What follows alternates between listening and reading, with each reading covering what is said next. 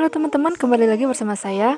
Sebelumnya saya ingin berterima kasih karena channel ini sudah mencapai 100 subscriber. Jangan lupa bantu terus channel ini dengan cara klik tombol subscribe atau berlangganan untuk menunjukkan dukunganmu kepada channel ini. Sebelumnya saya sudah pernah membahas cara aktivasi Windows 8 secara permanen di channel ini dan respon dari kalian itu sangat positif. Jadi saya ingin berterima kasih sekali kepada kalian dan saya sangat senang apabila saya bisa membantu kalian. Nah, untuk kali ini saya akan membagikan tips cara mengatasi WiFi yang tidak bisa connect atau muncul tulisan can't connect to this network. So, jangan lama-lama lagi, mari kita mulai. Pertama-tama kalian klik kanan logo Windows, lalu cari Device Manager, lalu klik. Setelah itu, cari Network Adapter.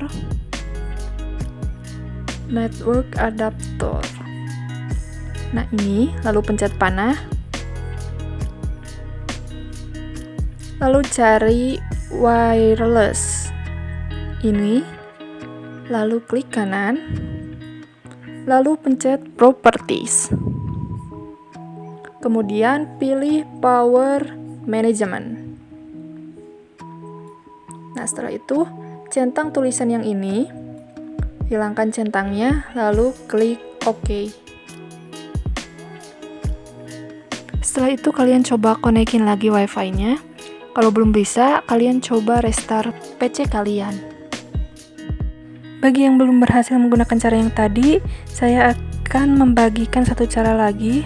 Sama seperti yang tadi, klik kanan pada logo Windows, lalu Device Manager, lalu Network Adapter, klik panah, lalu cari wireless, lalu pencet update device. Nah, di sini kita pilih yang browser, my computer, dan juga pilih let me pick.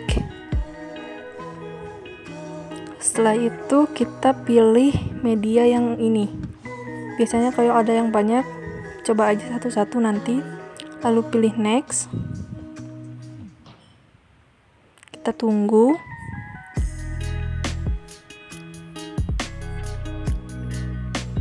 Nah, di sini sudah selesai installing. Kalian bisa coba konekin lagi wifi-nya atau enggak restart lagi PC-nya.